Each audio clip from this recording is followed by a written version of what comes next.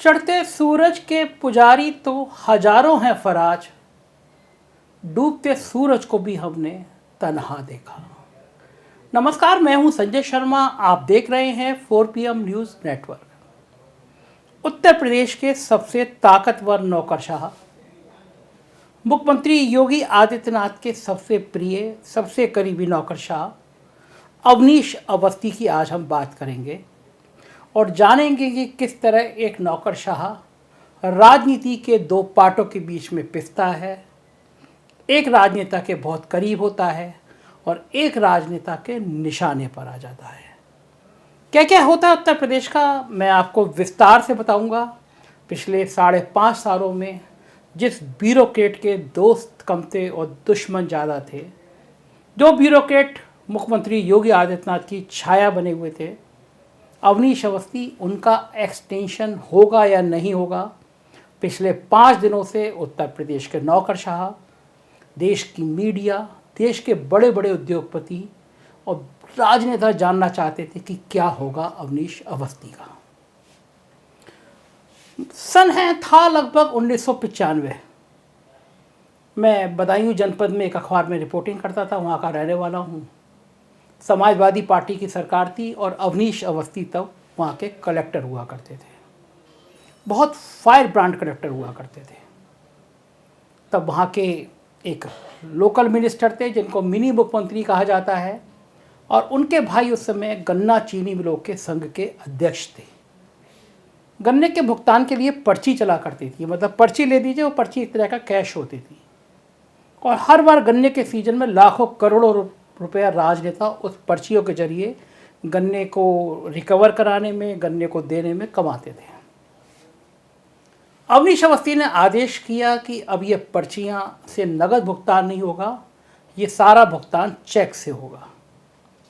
हड़कंप मच गया और जो राजमंत्री थे वो बहुत लाल पीले हो गए। मुलायम सिंह यादव मुख्यमंत्री थे और वो मिनी मुख्यमंत्री कहे जाते थे, मुलायम सिंह के बहुत करीबी थे, मेरे भी मित्र थे। मैं उनके पास बैठा हुआ था, उन्होंने मेरे सामने मुख्यमंत्री को फ़ोन मिलाया। मुख्यमंत्री उपलब्ध नहीं थे, उनके PS को बताया, और मैंने तब उस रात को अवनीश अवस्थी से जाके कहा कि अगर ये निर्णय आप जारी रखते हैं चेक से भुगतान का, तो आपका तबादला हो जाएगा। 1995 की बात थी। अवनीश अवस्थी ने कहा कि मैं इस प्रथा को वापस नहीं लूँगा, और 24 घंटे बाद अवनीश अवस्थी का वहाँ से तबादला हो गया। ये मेरी उनसे दोस्ती की शुरुआत थी 1995 की। तब से मैं उनके संपर्क में रहा, बातचीत होती रही, संवाद होता रहा। प्रदेश में सरकार बदली और वो योगी आदित्यनाथ के सबसे पसंदीदा अफसरों में बन गए। डेपुटेशन से वापस आए, उनको सूचना और फिर बाद में कानून व्यवस्था संभालने की जिम्मेदारी दी गई।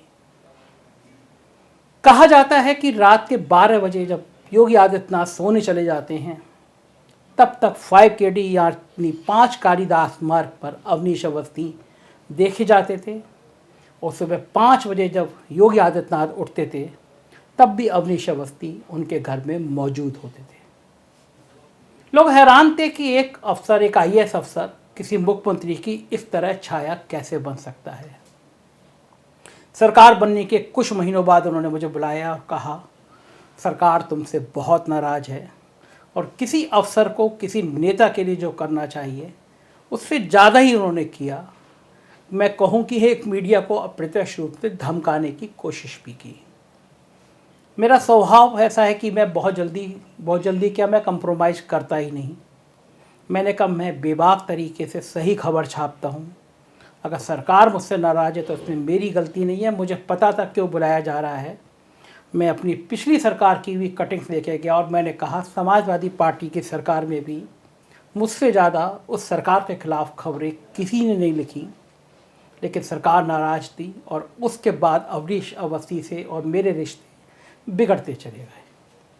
रिश्ते इस सेंस में बिगड़ते चले गए कि अवनीश अवस्थी जब कानून व्यवस्था संभाल रहे थे तो मीडिया का सबसे ज़्यादा शोषण उनके ही टाइम में हुआ। तमाम जनपदों में पत्रकारों के खिलाफ FIR लिखी गई, हमने खबर छापी, हमने विरोध किया और तमाम संगठनों ने विरोध किया, और देश में अलग अलग हिस्से पे विरोध हुआ कि मीडिया पे ये कार्रवाई क्यों की जा रही है।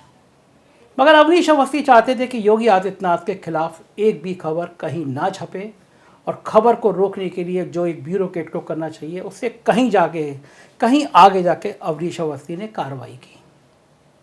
मगर बीच में फिर दिल्ली दरबार बनाम यूपी दरबार की लड़ाइयाँ शुरू हो गई। पार्ट 1 योगी पार्ट 1 में लड़ाई बढ़ती चली गई और योगी पार्ट 2 में लड़ाइयाँ और तेज हो गई। इस बीच में अवनीश अवस्थी का कार्यकाल पूरा हो रहा था। प्रदेश के तमाम राजनेता, नौकरशाह उनसे चिढ़ने की हद पार कर रहे थे। और मजे की बात तो यह है, मुख्यमंत्री के सबसे करीबी अफसर, मुख्यमंत्री के गोल के सबसे करीबी लोग, जिसमें एसपी गोयल और उनके करीबी लोग थे, वो भी कोशिश कर रहे थे कि अवनीश अवस्थी को एक्सटेंशन ना मिले। तमाम जनप्रतिनिधियों के निशाने पे अवनीश अवस्थी थे। जो लोग योगी आदित्यनाथ पे कुछ कह नहीं सकते थे, उनके निशाने पर भी अवनीश अवस्थी थे। मगर अवनीश अवस्थी को इन सब बातों से कोई फ़र्क नहीं पड़ता था, क्योंकि उनको लगता था मुख्यमंत्री उन पर सबसे ज़्यादा भरोसा करते हैं। लड़ाई जब यूपी बनाम दिल्ली की हो गई तो दिल्ली दरबार ने तय कर लिया कि अवनीश अवस्थी को एक्सटेंशन नहीं दिया जाएगा, क्योंकि उनको लगता था कि मुख्यमंत्री की सबसे ज़्यादा पैरोकारी अवनीश अवस्थी करते हैं।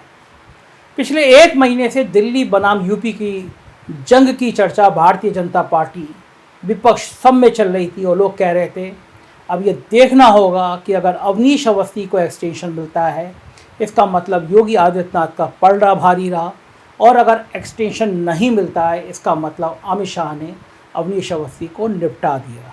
ऐसी बातें बीजेपी के छोटे कार्यकर्ताओं से लेकर बड़े कार्यकर्ताओं तक चल रही थी। मुझसे दिल्ली के बड़े बड़े पत्रकारों ने पिछले 72 घंटे में देश के टॉप एक औद्योगिक घराना है उसके मालिक के पीएस ने और तमाम राजनेताओं ने पूछा कि क्या कुछ जानकारी है कि अवनीश अवस्थी का एक्सटेंशन हो रहा है या नहीं हो रहा है। कल मैंने ट्वीट भी किया था कि इतनी बड़ी ताकत हो गई है अवनीश अवस्थी कि उनको एक्सटेंशन मिलेगा या नहीं मिलेगा, इसे पूरा देश जानना चाहता है। मतलब उत्तर प्रदेश में चीफ मिनिस्टर के बाद सबसे इम्पोर्टेंट हो गए हैं अवनीश अवस्थी। अवनीश अवस्थी की ख्याति बढ़ रही थी, उनकी पत्नी मालिनी अवस्थी के शो पूरी दुनिया में हो रहे थे और जाहिर है इस परिवार से जलने वालों की संख्या भी बढ़ती चली जा रही थी। दिल्ली दरबार के सबसे बड़े निशाने पे अवनीश अवस्थी आ गए थे। बताया जाता है कि उत्तर प्रदेश सरकार ने 2 बार उनकी फाइल एक्सटेंशन के लिए भेजी, लेकिन अमित शाह किसी कीमत पर अवनीश अवस्थी का एक्सटेंशन होने देना नहीं चाहते थे। हालांकि अवनीश अवस्थी ने इस बीच दिल्ली को मैनेज करने की कोशिश की गई, काफ़ी कोशिश करी दिल्ली को मैनेज करने की। बताया जाता है कि अडानी को कोयले के मामले में कि हम विदेशी कोयला खरीद सकें, इसलिए मौजूदा पावर कॉरपोरेशन के अपर मुख्य सचिव प्रमुख सचिव एम देवराज राजी नहीं थे।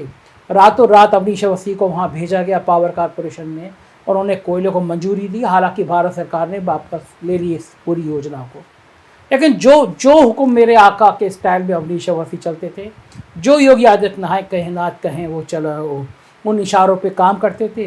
कानून व्यवस्था के मोर्चे पर एक जिले के एसएसपी से रोज़ बात करना और पुलिस में एक आतंक बना के उन्होंने रखा था, तो जाहिर है उनके प्रशंसक कम, आलोचक ज़्यादा होते चले गए। उनके सितारे तब गड़बड़ाए जब डीजीपी का काम चार्ज डीएस चौहान को मिल गया, देवेंद्र सिंह चौहान को मिल गया, और डीएस चौहान से और अवनीश अवस्थी के रिश्ते अच्छे नहीं थे।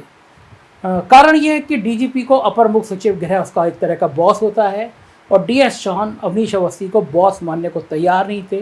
राजा के घर में कौन 2 ताकतवर लोग रहें, इसकी लड़ाई थी। लिहाजा एसपी गोयल और डीजीपी और ये सारे लोग एक हुए, अपनी अपनी लॉबिंग करी कि अवनीश अवस्थी को एक्सटेंशन ना मिले। बताया जाता है कि डीजीपी साहब की पत्नी राधा चौहान इस समय डीओपीटी में तैनात हैं, तो उन्होंने भी कुछ जांचें जो अवनीश अवस्थी की चल रही थी उनको आगे बढ़ाया, दिल्ली दरबार तक पहुंचाया कि एक्सटेंशन ना मिले। बड़े बड़े चैनलों में ये खबर प्रचारित कराई गई कि एसीएस के पद पर एक्सटेंशन नहीं होता है, और मैं देख रहा था देश के बड़े चैनलों में ये खबर चल रही थी कि किसी भी डीजीपी या चीफ सेक्रेटरी को ये एक्सटेंशन होता है। ये बिल्कुल गलत खबर है।